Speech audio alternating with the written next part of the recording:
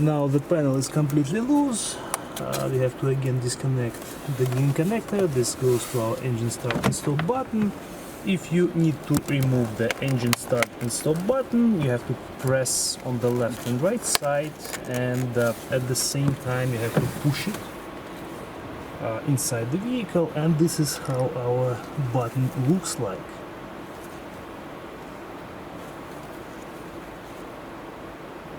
And this is the part number for engine start and stop button.